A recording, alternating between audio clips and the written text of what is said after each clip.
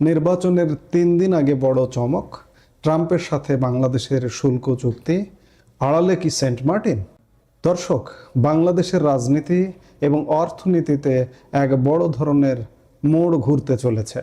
আগামী 12 ফেব্রুয়ারি বাংলাদেশের সাধারণ নির্বাচন, আর ঠিক তার 3 দিন আগে অর্থাৎ 9 ফেব্রুয়ারি ওয়াশিংটনে ডোনাল্ড ট্রাম্প প্রশাসনের সাথে একটি বড় শুল্ক চুক্তি বা ট্যারিফ এগ্রিমেন্ট সই করতে যাচ্ছে বাংলাদেশের অন্তর্বর্তী সরকার। কিন্তু এই চুক্তির আড়ালে কি লুকানো আছে কোনো ভূ রাজনৈতিক সমীকরণ?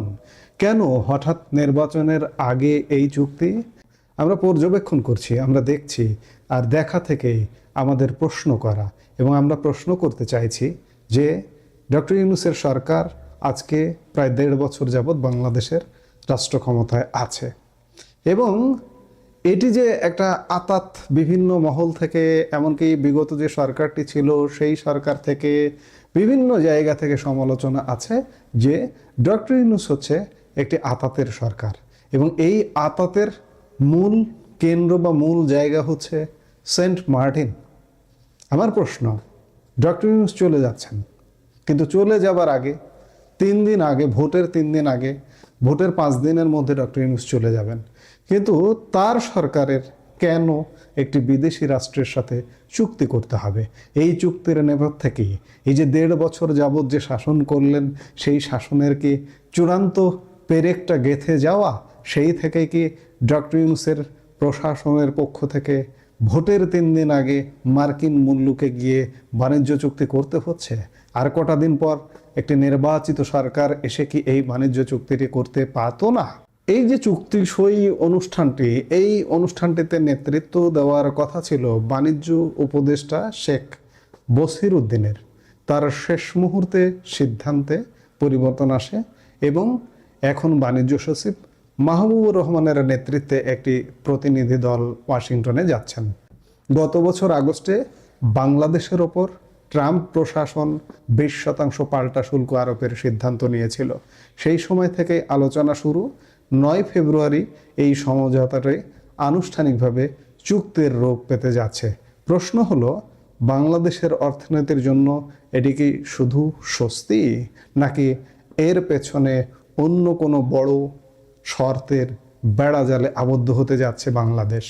এবার আসি যে সবচেয়ে বিতর্কিত এবং গুরুত্বপূর্ণ আলোচনায়। অনেক বিশেষজ্ঞ মনে করছেন এই শুল্ক চুক্তি আসলে একটি কৌশলী চাল। মার্কিন প্রেসিডেন্ট ডোনাল্ড ট্রাম্পের নজর বহুদিন ধরেই বাংলাদেশের একমাত্র প্রবাল দ্বীপ সেন্ট মার্টিনের ওপর। কেন এই দ্বীপটি এত গুরুত্বপূর্ণ? প্রথমত, এটি কৌশলগতভাবে এমন এক জায়গায় অবস্থিত যেখান থেকে পুরো দক্ষিণ এশিয়া এবং বিশেষ করে ভারত ও বঙ্গোপসাগরের ওপর কড়া নজরদারি চালানো সম্ভব। আমেরিকা সেন্ট মার্টিনে একটি সামরিক ঘাঁটি নির্মাণ করতে চায় বলে দীর্ঘদিন ধরে গুঞ্জন রয়েছে। আওয়ামী লীগ নেতারা, এমনকি আওয়ামী লীগ প্রধান শেখ হাসিনা নিজেও তার ক্ষমতাচ্যুতির পেছনে এই সেন্ট মার্টিন দ্বীপ না দেওয়ার বিষয়টিকে দায়ী করেছিলেন বহুবার। এখন নির্বাচনের আগ মুহূর্তে এই শুল্ক চুক্তি কি সেই সেন্ট মার্টিন দখলের প্রথম ধাপ? এই চুক্তির বিনিময়ে কি আমেরিকা সেন্ট মার্টিনে নিজেদের প্রভাব বিস্তার করতে চাইছে? যদি সেন্ট মার্টিন মার্কিন সামরিক উপস্থিতি তৈরি হয়, তবে সেটি ভারতের জন্য বড় উদ্বেগের কারণ হয়ে দাঁড়াবে। দিল্লির জন্য এটি হবে একেবারে ঘরের পাশে মার্কিনীদের ওয়াচ টাওয়ার। ফলে এই চুক্তি শুধুমাত্র ঢাকা ওয়াশিংটন দ্বিপাক্ষিক বিষয় নয়, বরং এটি ভারত ও দক্ষিণ এশিয়ার ভূ রাজনীতিতে বড় ধরনের কম্পন তৈরি করতে পারে। একদিকে অর্থনৈতিক স্বস্তি, অন্যদিকে ভূ রাজনৈতিক সার্বভৌমত্ব। বাংলাদেশ এখন এক কঠিন পরীক্ষার মুখোমুখি। 9 ফেব্রুয়ারির এই চুক্তি শেষ পর্যন্ত বাংলাদেশের মানচিত্রে কোনো পরিবর্তন আনবে কিনা, সেটাই এখন দেখার বিষয়। দর্শক, আপনারা ইতিমধ্যেই গত 1.5 বছরের মধ্যে নানা ঘটনা দেখেছেন। মার্কিন যুক্তরাষ্ট্রের সাথে আমাদের স্বার্থ বেঁকিয়ে বাণিজ্য।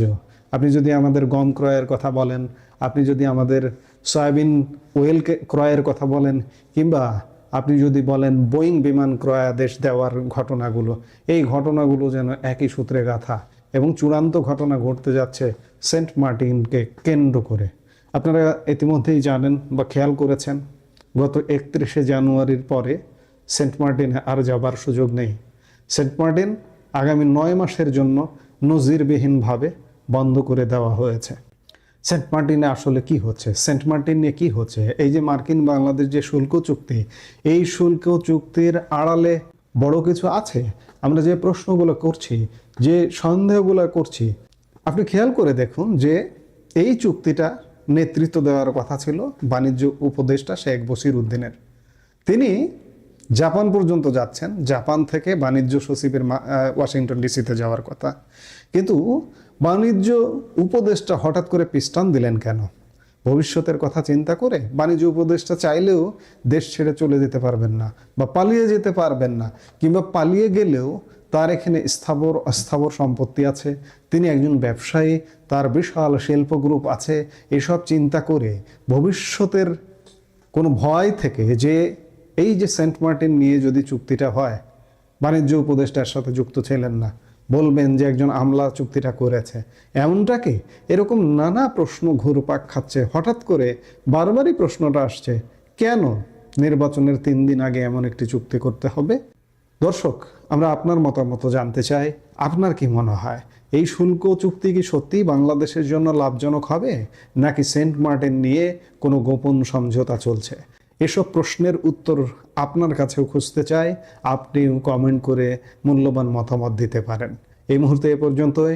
সবাই ভালো থাকুন, সুস্থ থাকুন।